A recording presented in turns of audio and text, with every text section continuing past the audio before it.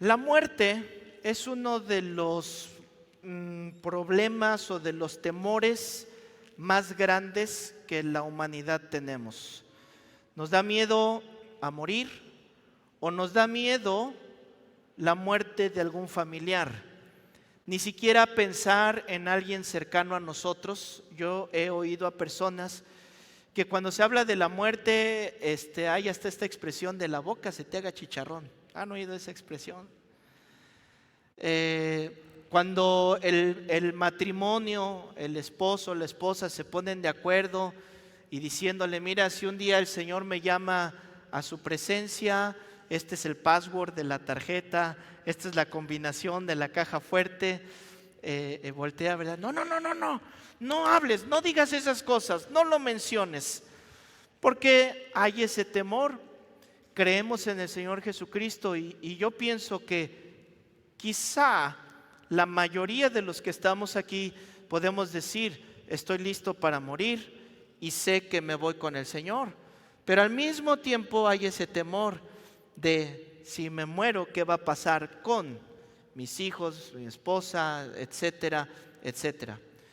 Y las religiones tratan de ofrecer respuestas a esto.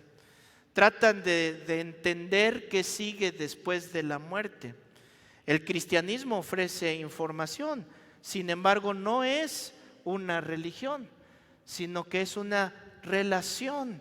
Los que nos decimos cristianos no vivimos una religión, sino que vivimos una relación con el creador del universo, y es una relación de padre e hijo. La Biblia, que es la palabra de Dios, nos dice que Jesús venció a la muerte. La muerte no pudo retenerlo y solo Jesús resolvió el enigma de lo que hay después de la muerte al derrotarla. Y por ser sus hijos, ¿cuántos hijos de Dios hay aquí? Bueno, no es lo mismo ser creación de Dios y ser hijos de Dios. Porque ser hijos de Dios, su palabra, Él dijo que le es dado a aquellos que han creído en su nombre. Los que han creído en su nombre tienen el derecho, la oportunidad de llegar a ser hechos hijos de Dios. Y aquí está una gran mentira en el mundo, que todos somos hijos de Dios y por eso es que hay muchos perdiéndose. Pero si tú has creído en el único y suficiente Salvador, sin corredentores, el único que nació virginalmente, murió y resucitó, entonces tú has sido hecho hijo de Dios. Y al ser hecho hijo de Dios, bueno, nosotros tenemos participación también de la resurrección de nuestro Señor Jesucristo. Para entender la resurrección que estamos celebrando hoy, les decía el viernes, ¿cuántos saben cuándo fue la fecha de nacimiento del Señor Jesús?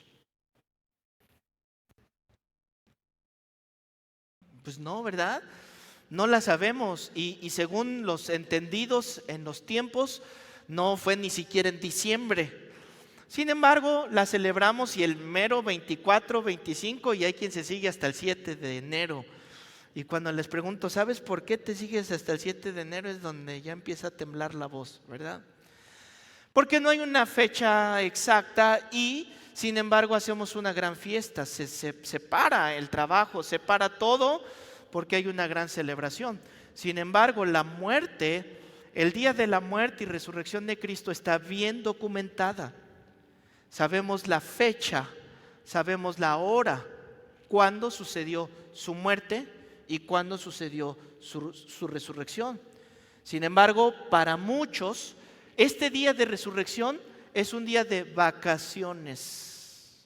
Simplemente es, ¡ay! Bendita Semana Santa, me dieron vacaciones, ¿verdad? ¡Ay! Gracias a Dios no voy a trabajar, sin entender la importancia de una fecha como hoy. Pero para entender la resurrección, el día de hoy yo le he llamado, bueno, de hecho iba a tener otro nombre, le puse a la enseñanza resucitó, pero en realidad se iba a llamar, sí, Jesús resucitó, ¿y a mí qué? Así se iba a llamar. Pero no le quise poner ese nombre porque luego hay unos que no ven lo que hablo y me mandan cada correo. Entonces para ustedes, hermanos, los amo tanto que miren, cambié el título de la enseñanza o primos a lo mejor, ¿verdad? No sé si sean hermanos, no sé. ¿Eso lo pueden borrar? Sí, ok. Me salió un poquito de carne, creo que ahorita se quema todo eso. Para entender la resurrección, entonces debemos entender primero la muerte. Porque a lo largo de la historia ha habido muchas enseñanzas y muchos grupos que niegan la muerte de Jesucristo.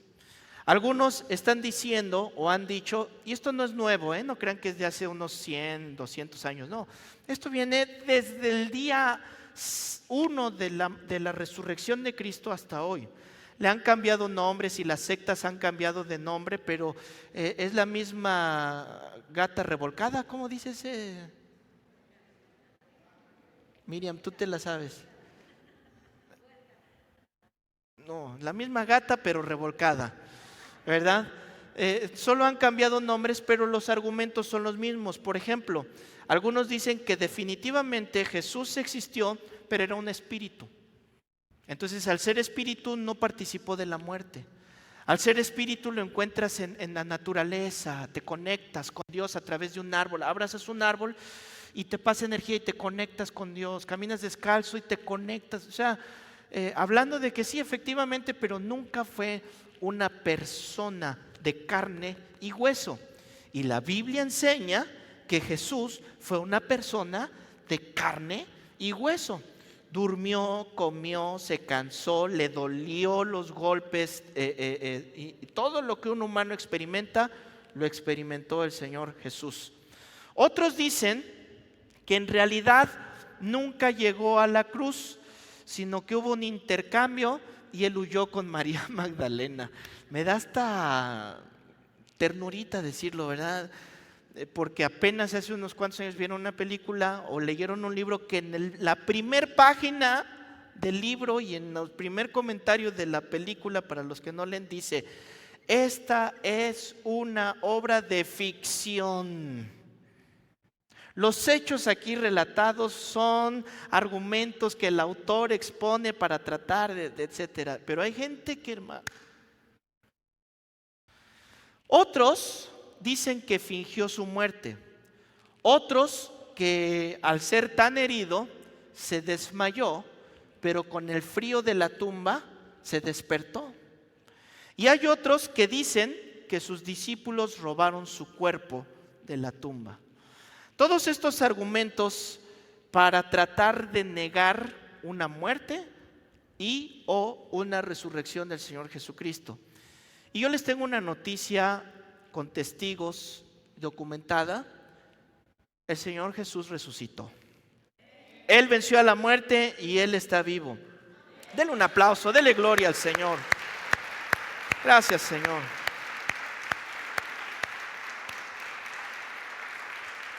Quiero relatarles un poco de esta muerte del Señor Jesucristo y voy a estar tomando los testigos que hubo en la muerte y la resurrección y después vamos a contestar la pregunta: sí, Jesús resucitó, ¿y a mí qué? Que haya resucitado. Empecemos por los judíos. Ellos tienen una ley muy rigurosa que se llama el Shabbat. Y para que el Shabbat que ellos iban a celebrar en los días de la crucifixión del Señor Jesucristo, no querían que se mancharan sus ágapes, ni quebrantar, ni romper. O sea, sí, vamos a matar, a asesinar a alguien, pero háganlo ustedes porque yo no me puedo manchar para el Shabbat. No permitían que los cuerpos quedaran colgando en la calle. Tenían que ser bajados para ellos poder celebrar este Shabbat. Y los romanos lo sabían. De tal manera que los romanos no dejaron ningún cuerpo que quedara colgando en la cruz. Vamos a Juan capítulo 19, donde se nos describe.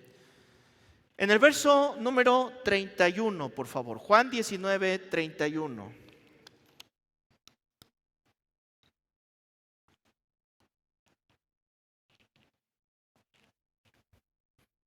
Dice así: entonces los judíos, por cuanto era la preparación de la Pascua, a fin de que los cuerpos no quedasen en la cruz en el día de reposo. Ahí está la explicación. Pues aquel día de reposo era y de gran solemnidad. Rogaron a Pilato que se les quebrasen las piernas y fuesen quitados de allí. O sea, los mismos judíos están reconociendo que Jesús murió, ¿verdad?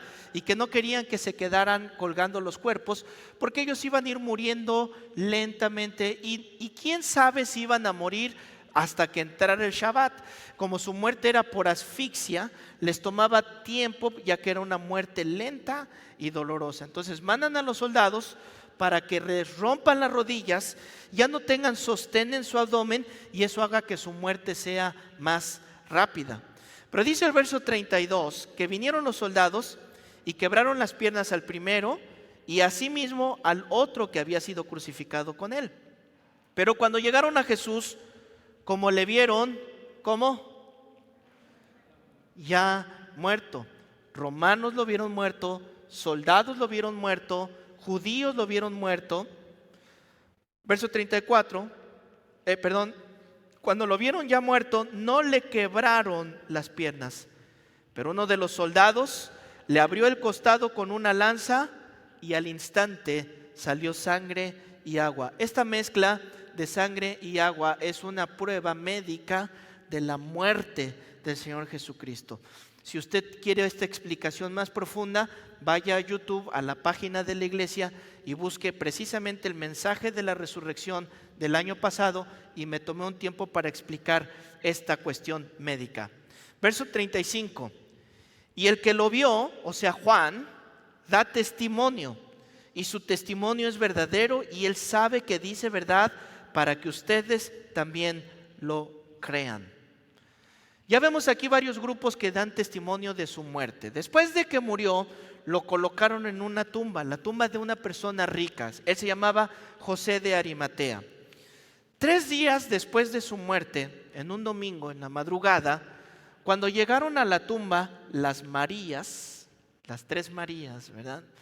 Cuando llegaron a la tumba, ellas nos relatan lo que sucedió en la resurrección, lo que ellas vieron y lo que aconteció alrededor de no encontrar el cuerpo de Jesús en aquella tumba.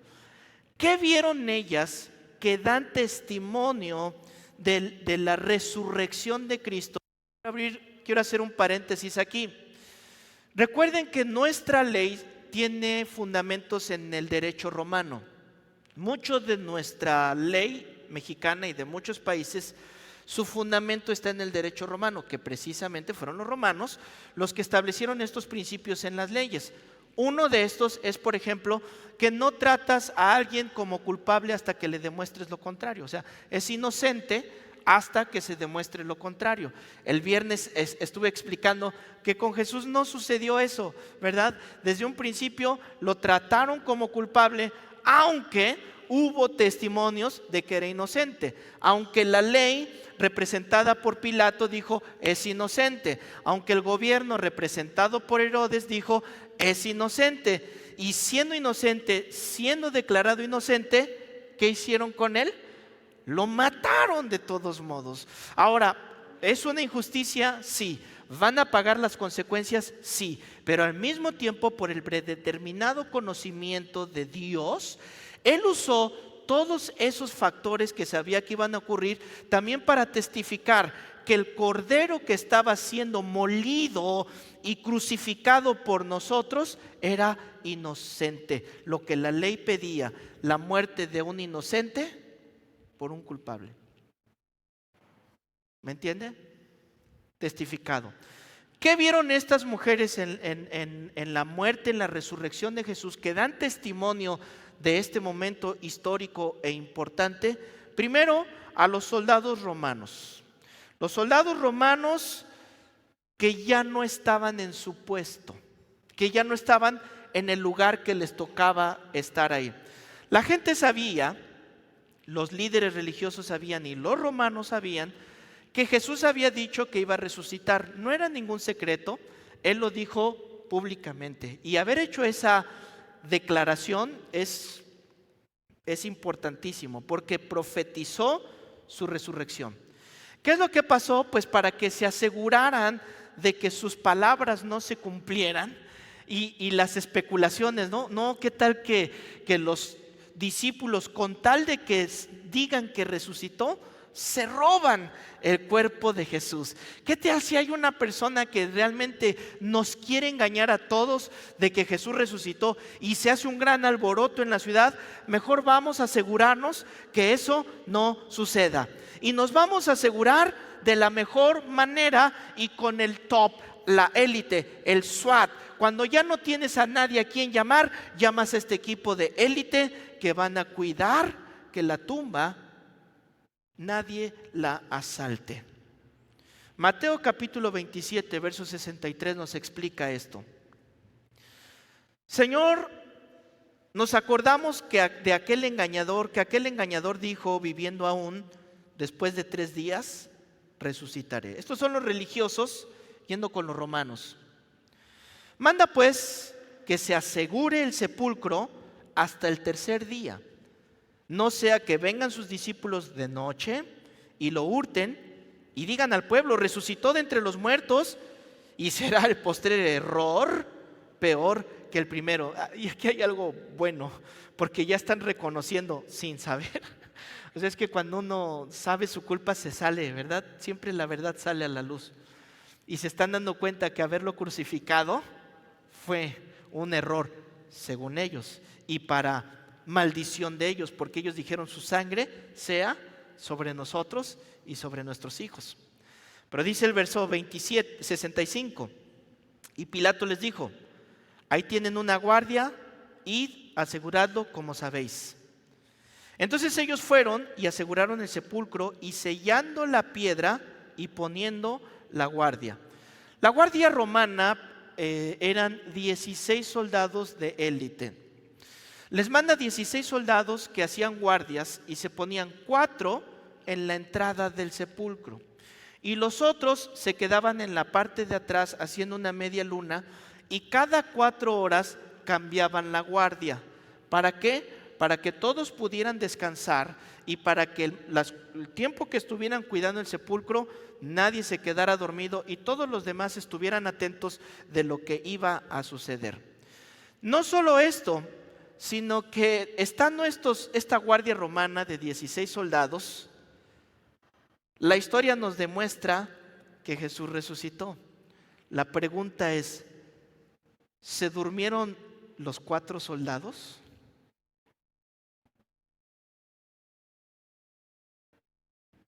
¿Se durmieron los 4 soldados?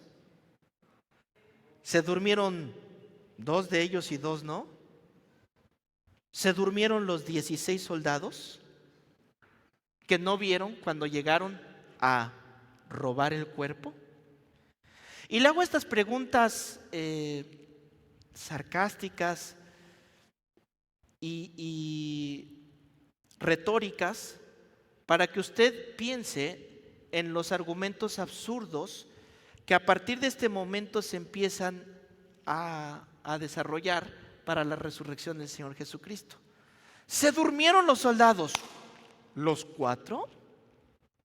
¿Los 16? ¿2? ¿Cuántos se durmieron para que no se hayan dado cuenta de este acontecimiento? La respuesta es imposible que se hayan dormido todos. Cuando se dieron cuenta de lo sucedido, de que la piedra ya no está, ¿pero qué pasó? ¿Cómo estuvo todo esto? Los soldados tuvieron miedo porque sabían que era vida por vida. Se te escapó un reo, tú pagas con tu vida que se te haya escapado. Y ellos tuvieron gran temor, así que trataron de encontrar una solución para enmendar el acontecimiento. Mateo 28, versículo 11. Mientras ellas iban, hablando de las Marías, he aquí, unos de la guardia fueron a la ciudad y dieron aviso a los principales sacerdotes de todas las cosas que habían acontecido, o sea, de la resurrección de Jesús. Y reunidos con los ancianos y habido consejo, dieron, ¿cuánto? Mucho dinero a los soldados. Mucho dinero. ¿Eso cómo se llama? Tiene muchas agravantes, ¿verdad? Y sigue diciendo, verso 13, diciendo, digan ustedes, sus discípulos vinieron de noche y lo hurtaron estando nosotros dormidos. Y si esto lo oyere el gobernador, nosotros le persuadiremos y los pondremos a salvo. Y ellos, tomando el dinero, hicieron como se les había instruido. Y este dicho se ha divulgado entre los judíos hasta el día de hoy. Vamos a ponernos creativos con todo esto, ¿no? La idea de robarse el cuerpo, bueno, explicaría por qué ella no está ahí adentro. Pero lo chistoso es esto, lo que dice el verso 13. Díganle ustedes que vinieron de noche y lo robaron mientras estamos dormidos. Bueno, o sea, si están dormidos, ¿cómo saben que vinieron a robárselo los discípulos? ¿No? No que estabas dormido, ¿cómo sabes que fueron los discípulos que se lo llevaron? ¿Cómo contestas a esto? Esta tontería fue inventada por los sacerdotes pensando que no iba a haber un movimiento como el Señor Jesús prometió que iba a suceder, que es el nacimiento de la iglesia de Jesucristo. Por eso es que la iglesia es una de las razones, es bien atacada y el enemigo está dispuesto a destruir todo lo que se llame iglesia. Y sabe que ningún arma forjada prosperará contra la iglesia. Cualquier ataque que venga de fuera nunca va a prosperar. Lo han intentado durante siglos. Y cuando viene el gobierno a querer cerrar iglesias, lo único que hace es que la iglesia crezca. Cuando viene el gobierno a querer matar a cristianos, lo único que hizo es que el evangelio creciera. Cuando vinieron hombres a perseguir, a hacer algo con la iglesia, lo único que provocaron es que la iglesia crezca. Nunca nada va a poder y hará nada contra la iglesia. El único daño que se puede hacer a la iglesia es dentro de la iglesia. Y eso está sucediendo. El enemigo se ha infiltrado en la iglesia, aparenta iglesia, y lo único que te hablan, como me dijeron ayer en una reunión que tuve, ten mentalidad de reino, te va a mandar Dios empresarios para que pagues cuentas y te dé y hagas. Ay.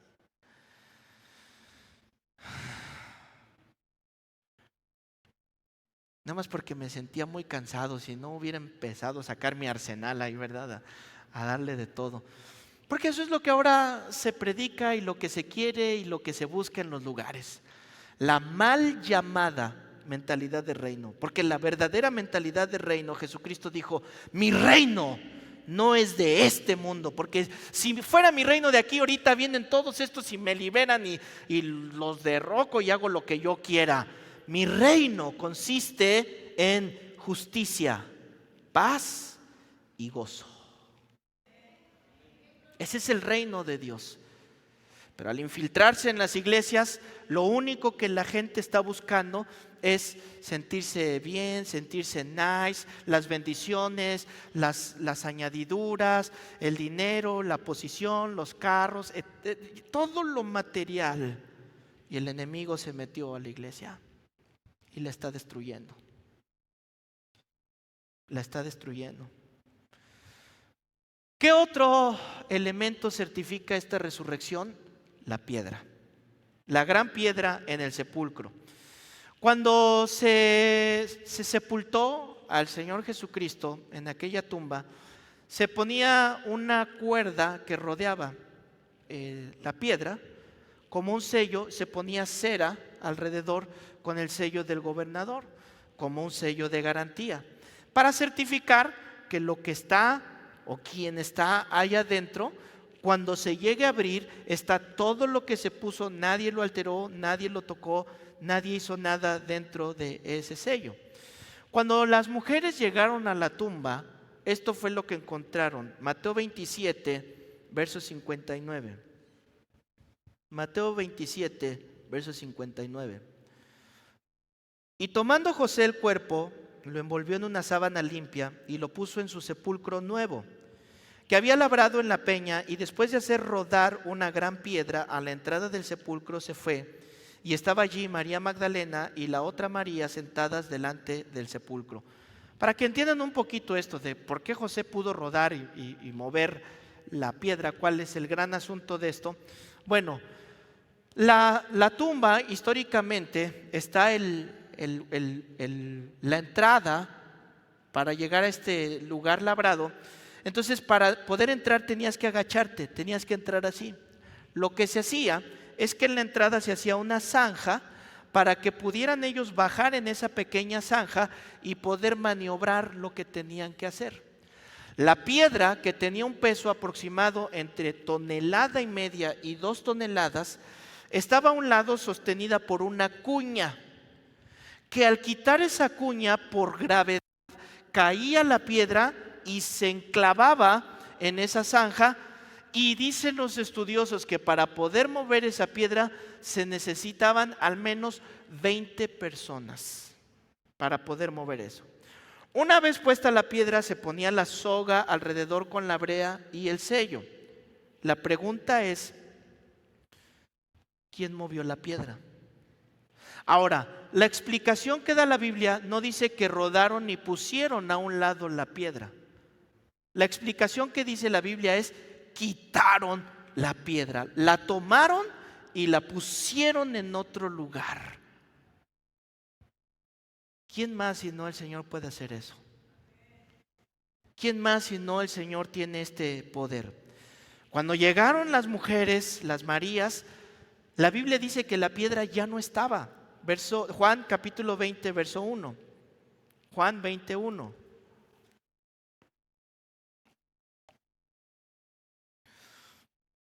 El primer día de la semana, María Magdalena fue de mañana, siendo aún oscuro, al sepulcro y vio, ¿cómo dice?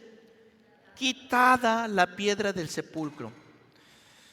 Mateo 28, versículo 2. Y hubo un gran terremoto, porque un ángel del Señor descendió del cielo y llegando, ¿qué hizo el ángel? ¿Qué hizo el ángel? Removió la piedra y ¿qué hizo? Y se sentó sobre ella, ¿verdad? Y su aspecto era como un relámpago y su vestido blanco como la nieve. Y de en medio de él los guardas temblaron y se quedaron como muertos.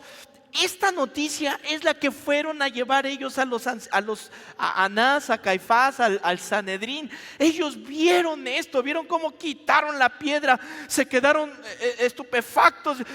¿Qué está pasando? Y corrieron, les contaron. Entonces los religiosos no les faltaron pruebas de que Jesús es el Mesías, y teniendo pruebas, no creyeron. No creyeron.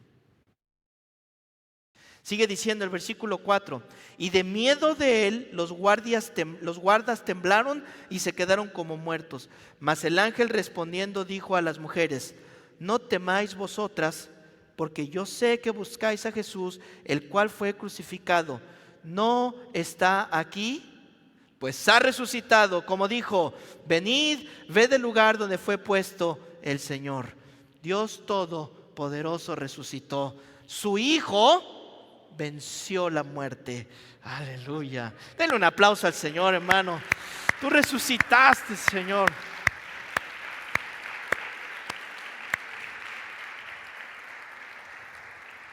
¿Qué más acontecimientos? Los lienzos en los que fue envuelto. Está totalmente sellada la tumba. Ahora vamos al versículo 3 de Juan 20, versículo 3. Dice así: y salieron Pedro y el otro discípulo y fueron al sepulcro.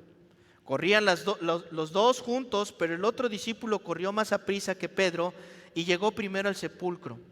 Y bajándose a mirar, vio los lienzos puestos allí, pero no entró. Luego llegó Simón Pedro tras él y entró en el sepulcro y vio los lienzos puestos allí. Y el sudario que había estado sobre la cabeza de Jesús, no puesto con los lienzos, sino enrollado en un lugar aparte. Entonces entró también el otro discípulo que había venido primero al sepulcro y vio y creyó. Y esto es sorprendente porque ya vimos los guardias romanos, las mujeres, el propio Sanedrín, Anás, Caifás, y ahora los lienzos. Recuerden que el cuerpo de Jesús fue embalsamado.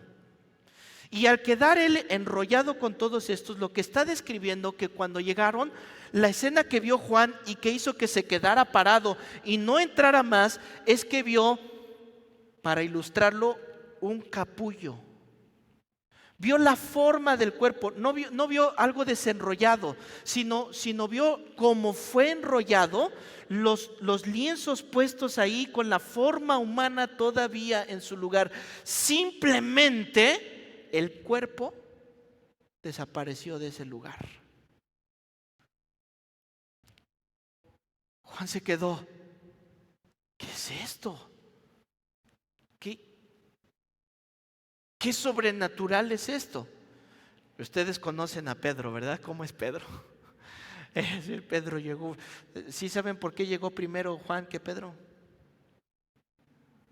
Porque Juan tiene primera, segunda y tercera. Algunos lo entenderán en la noche. Vamos a ver otra circunstancia. Es que vi que todos se quedaron así como de repente en silencio. Quería que regresaran. ¿Qué otra cosa sucedió para ver esta resurrección? Las cicatrices. Juan capítulo 20, verso 26. Después de que fue de la resurrección de Jesucristo, hubo una reunión. Bueno, hubo varias reuniones, pero en una en específico sucedió esto. Versículo 26. 8 días después de la resurrección, ¿qué día resucitó el Señor Jesucristo? Domingo en la madrugada. ¿Qué días se están reuniendo en asamblea? El domingo en la mañana. ¿Ok? Es una de las razones por la que la iglesia nos reunimos los domingos. Es una de las razones por la que los hacemos. Si quieren saber sobre el Shabbat, vayan a la página de YouTube y en la página Casa de Oración Cancún Puerta de Bendición va a encontrar un tema donde desarrollé y expliqué lo que significa el Shabbat ahora en el Nuevo Testamento para la iglesia. ¿Ok? Continúo, verso 26, Juan 20, 26. 8 días después estaba otra vez sus discípulos dentro y con ellos Tomás. Llegó Jesús estando las puertas cerradas y se puso en medio y les dijo: pasa a vosotros. Luego dijo a Tomás: pon aquí tu dedo y mira mis manos, y acerca tu mano y métela en mi costado, y no seas incrédulo, sino creyente. Entonces Tomás respondió y le dijo: Señor mío, ¿y qué? ¿A quién está llamando Dios? Porque luego tocan a la puerta y le dicen: a ver, ¿dónde está que Jesús es Dios? Híjole, hermano, casi puedo decir: donde mete el dedo te va a aparecer y vas a ver que ahí dice que Jesús es Dios. ¿Recuerdan ustedes que Tomás había dicho que a menos de que él tocara sus heridas iba a creer? ¿Lo recuerdan? Dios utilizó esta incredulidad de Tomás, ¿para qué? Para un argumento más de la resurrección de Cristo. Ahora está el testimonio de ¿quién? De Tomás, que 8 días después fue y Tomás puede decir en un jurado: yo lo toqué. Yo metí mis dedos en sus heridas. Y esto es glorioso porque nos habla del cuerpo resucitado que vamos a tener cuando Cristo haya venido por segunda vez. Hablaremos de eso más adelante. ¿Qué otro testimonio de su resurrección? Bueno, todas estas apariciones de Jesús después de su muerte al salir de la tumba. La Biblia nos dice que hubo al menos 500 testigos. Ahora, válgase las redundancias que voy a decir. Que hubo 500 testigos que lo vieron con sus propios ojos. Y esas redundancias las estoy haciendo a propósito y las voy a repetir. 500 testigos que lo vieron con sus propios ojos. Si fuera un juicio, ¿cuántas horas de testimonios tenemos? Si por lo menos hay 500 personas que pueden testificar de su resurrección. ¿Se da cuenta? Todo apabullante, de diferentes grupos. Y lo vieron en diferentes lugares. Lo vieron en una casa, lo vieron en la calle, lo vieron cuando iban caminando tristes, lo vieron cuando estaban felices, por periodos cortos, por periodos largos, en diferentes horas del día. Hasta comieron con Él resucitado. Primera a los Corintios, capítulo 15, versículo 4, dice así: y que fue sepultado. Pablo hace la aclaración, lo mataron y lo sepultaron. Y que resucitó al tercer día conforme a lo escrito, y que apareció a Cefas, y después a los 12, después apareció a más de 500, escuche, más de 500 hermanos a la vez, de los cuales muchos viven y otros ya duermen. Después apareció a Jacobo, después a todos los apóstoles, y al último de todos, como un abortivo, también me apareció a mí. La evidencia de la resurrección de Jesucristo, si hubiera llamado el gobierno romano a un juicio, es abrumadora. No había manera de negar el acontecimiento de la resurrección. Jesucristo venció a la muerte. Ok, ¿y a mí qué?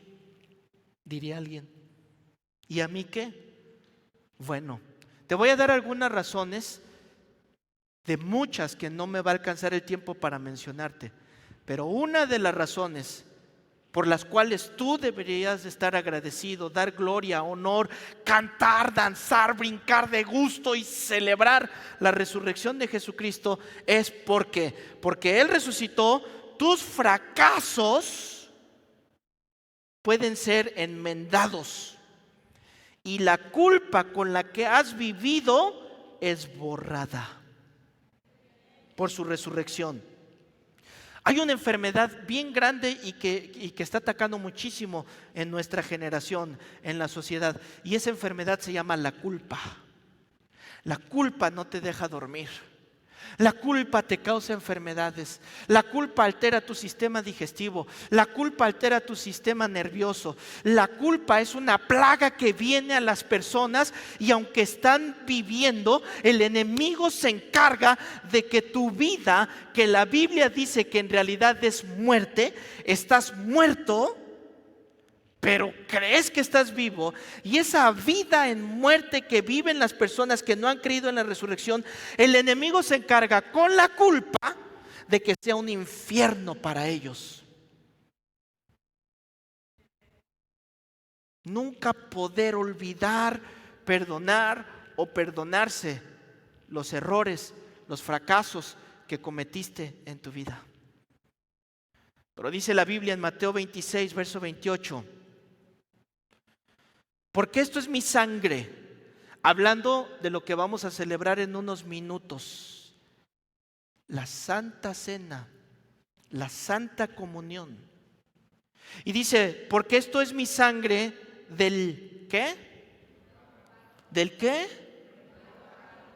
Al Él morir y resucitar, trajo un nuevo pacto. Y dice según a los Corintios 5:17, ahora en Cristo soy nueva criatura. Nueva criatura no significa que empezaste o sea, te equivocaste y parchecito aquí, parchecito allá, vamos a ver qué se hace. No. Nueva criatura significa que moriste, o sea, a ver, vámonos, este ya no tiene remedio, muerte. ¿Y qué hace Dios? Te forma de nuevo, nueva criatura. Las cosas viejas, ¿qué significan las cosas viejas? Tus errores, tus fracasos, no importa el tamaño, no importa qué tan grandes. Pero si yo fui asesino, si tú fuiste honesto en tu arrepentimiento y de todo corazón crees que Jesucristo venció la muerte y resucitó, también todo es borrado, todo es quitado y la culpa es lavada de tu vida. Sigue diciendo, esta es mi sangre en el nuevo pacto que por muchos fue derramada para remisión, para quitar tus pecados. Romanos 6:23, porque la paga del pecado es la muerte, más la dádiva de Dios, el regalo de Dios es vida eterna en Cristo Jesús. Cristo Jesús, al morir y resucitar, pagó tu culpa y te declara perdonado de lo que sea. Entonces, si tú dices, ¿a mí qué? Te digo algo, si vives con la culpa, arrepiéntete y Él te quita la condena que cargas en tu frente. Porque Él resucitó, también ahora nuestra vida tiene significado. Ya no vivimos por vivir, ahora vivimos con significado. Romanos capítulo 8, versículo 11 dice así: y si el espíritu de aquel que levantó de los muertos a Jesús mora en vosotros, el que levantó de los muertos a Cristo Jesús vivificará, te llenará de vida. ¿A quién? A vuestros cuerpos mortales por su espíritu que ahora mora en ti. Es decir, que cuando Él murió y resucitó, ahora tengo su espíritu. ¿Qué hace su espíritu en ti? Te llena de vida. Cuando tienes el espíritu de Dios, algo sucede en ti. Ni lo sabes explicar. Es que siento un no sé qué, que no sé cómo. Quiero llorar y quiero gritar y quiero hacer, pero no sé qué me está pasando. Pues ¿qué crees? Que el Espíritu de Dios vino sobre de ti. Y ahora, como vino sobre de ti, tienes vida, tienes significado tu vida. Amén. Antes no podía hacer muchas cosas. Antes me vencía todo fácilmente. El desánimo venía a mí. Los problemas me derribaban. La depresión, la tristeza, la enfermedad, la culpa. Todo venía sobre de mí y era tan frágil que me hundía. Así, las situaciones en casa, yo decía, no puedo. Pero como ahora tengo su espíritu en mí, el mismo poder que resucitó a Cristo de los muertos mora en mí. Entonces ahora todo lo puedo en Cristo que me fortalece. No hay problema tan grande. Él está contigo. Puedes vencer la tentación, puedes vencer las adicciones, puedes vencer la depresión, puedes vencer la soledad, puedes vencer alguna duda en tu género, en tu manera de vivir, en tu manera de ser. El Espíritu de Dios está contigo y Él se encarga de todo lo que hay a tu alrededor. Y Él resucitó, ¿y a mí qué? Bueno, porque Él resucitó, ahora tienes vida eterna. Vida eterna. Pero muchos no alcanzan a entender qué es la vida eterna. Yo les tengo una noticia. Según las últimas estadísticas que vi del estado de Quintana Roo y de México, es que el 100% de las personas mueren.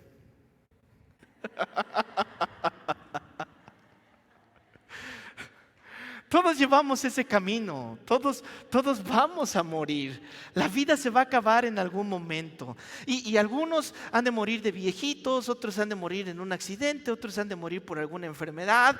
Pero la verdad es que todos vamos a morir. ¿Y qué pasa? ¿Qué sigue? ¿Qué hay después de esto? Bueno, la Biblia dice que si nosotros hemos creído en Jesucristo, ¿qué significa creer en Jesús? Que Él vino, que Dios dejó el cosmos y toda su gloria y todo su poderío y se hizo un humano frágil como nosotros. Y en esa humanidad estaba contenido todo el poder del universo y fue manso y humilde cuando dijeron, a ver, bájate de la cruz. No, si me bajo no voy, tú vas a seguir condenado, cabeza de champiñón. Bueno, no dijo eso, ¿verdad? Padre, perdónalos, porque no saben lo que hacen. Y todo ese poder en la cruz del Calvario, maltratándolo, escupiéndolo, abofeteándolo, y él aguantando, y le dolía porque en el Getsemaní lloró sangre, sacó sangre de su cuerpo. Él dijo: Elí, Elí, lama sabactani, Dios mío, ¿por qué me has desamparado? Él sufrió, pero dice la Biblia que por el gozo puesto delante de él, soportó la cruz. ¿Y cuál era el gozo que tenía? ¿Cuál era el gozo? Si es Dios, eras tú el motivo de su gozo.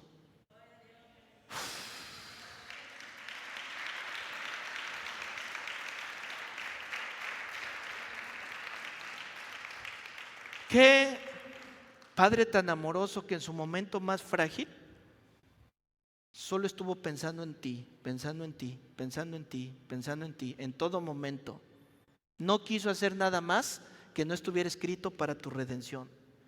Y porque Él resucitó, nosotros ahora tenemos esa vida eterna. Pero qué catastrófico que hay muchas personas que están muriendo sin saber de Jesucristo. Qué catastrófico. Qué lamentable saber que tu familia, tus amigos, las personas que dices que amas, no les has compartido el Evangelio, no les has comunicado estas verdades. Si dices que los amas y no les has compartido, eres mentiroso. Porque si los amaras, tú no te gustaría ver sus vidas en la condenación eterna. Y hay quien dice: esas son artimañas de la religión para mantener el control. No, no es cierto, no son artimañas de la religión. La Biblia es clara: la paga del pecado es la muerte. Y por cuanto todos pecamos, todos estamos destituidos de la gloria de Dios. Y Juan 3 dice que Dios vino al mundo no para condenarlo, vino al mundo para que el mundo sea salvo por Él. Y la manera de ser salvos es a través de creer en el Señor Jesucristo. Si tú no creíste en el Señor Jesucristo y vienes a decirme: Dios es malo y Dios quiere asustar a las personas para mandarnos al infierno, te equivocas. Dios es tan bueno que te está dando una oportunidad, pero tú eres tan orgulloso, tan arrogante, que no quieres dejar tu manera de vivir, que no quieres dejar lo que tienes, sin darte cuenta que la vida eterna se te está escapando de las manos, y lo que viene es el lloro y crujir de dientes, donde el infierno más grande va a ser: tuve la oportunidad y no la aproveché. Qué frustrante va a ser para muchos ese momento. Qué doloroso saber que estuviste a nada de obtener la vida eterna y se te fue.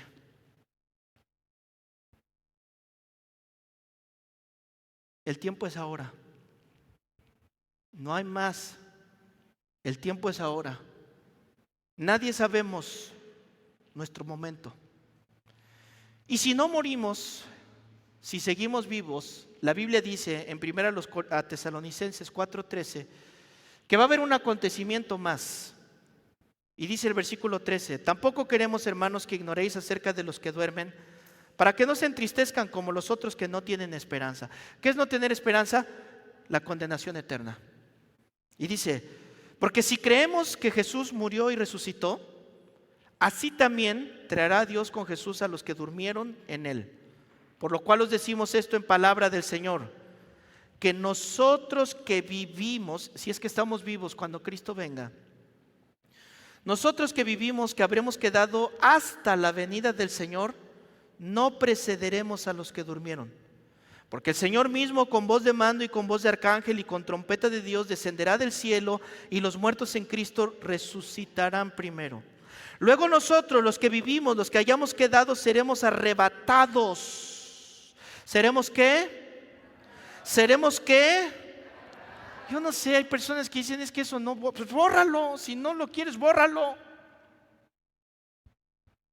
Y te lo digo en serio, bórralo de la Biblia a ver qué sucede. Porque está escrito. Y por 1000 argumentos que me quieran dar de que fulanito, de Teofilito, de aquí, de allá, de la Santa Inquisición, perdón, la Santa Constitución, la Santa esto, la Santa Tradición, a mí háblame la Biblia. Y la Biblia dice que seremos arrebatados juntamente con ellos en las nubes para recibir al Señor en el aire, y así estaremos siempre con el Señor. Por lo tanto, alentaos los unos a los otros con estas palabras. Jesucristo dijo: a donde yo me voy, les voy a preparar una morada, porque quiero que estén conmigo. Tanto nos ama y tanto nos desea, que murió por nosotros y que fue a prepararnos una morada en el cielo para estar con Él. ¿Qué has hecho tú para ganarte eso? ¿Qué puedes decir delante de Dios y decir: ay, sí, lo merezco? Al contrario, vergüenza nos debería de dar nuestra vida. Deberíamos de entrar en este lugar con la cabeza agachada. Deberíamos de entrar hasta esto desde la entrada y el altar. Dice la Biblia: lloren sacerdotes, ministros de Jehová, y con el temor de caer muertos ante su presencia. Pero el Señor nos ama tanto que dice: yo te doy acceso directo hasta el trono de gracia. Ven y estemos a cuenta de tus pecados. Como sean, yo pagué. Yo pagué. Ahora te tengo dos preguntas. La primera: quizás todos los que estamos aquí, quizás no, yo no sé, ya has creído en el Señor Jesucristo. Y al creer, tú eres hecho hijo de Dios. Pero a lo mejor allá en casa no has creído en el Señor Jesucristo. Y hoy te preguntas: ¿cómo puedo hacerlo? Recíbelo en tu corazón. Y la manera de recibirlo es invitándolo, arrepintiéndote de tu vida y decirle: Señor, tú eres el único Dios y Señor verdadero. Y si aquí hay alguien que ha sido cristiano y ha venido porque lo traen, porque sus papás, por la santa tradición, porque es domingo de gloria, ¿verdad? Pero nunca has hecho una testificación pública, porque la Biblia dice que debes confesar con tus labios públicamente y decir: yo creo que Jesús es Dios. Si tú no lo has hecho, hoy tienes la oportunidad de hacerlo, aquí y allá en casa. Y número dos, si tú ya has creído en el Señor Jesucristo, pero has estado viviendo en desorden, en pecado, has estado viviendo lejos del Señor, tenemos un nuevo pacto en el cual hacemos bien arrepintiéndonos de nuestros pecados. En unos minutos vamos a participar de la Santa Comunión. Vamos a recordar ese pacto que nos quitó la culpa y nos dio vida eterna.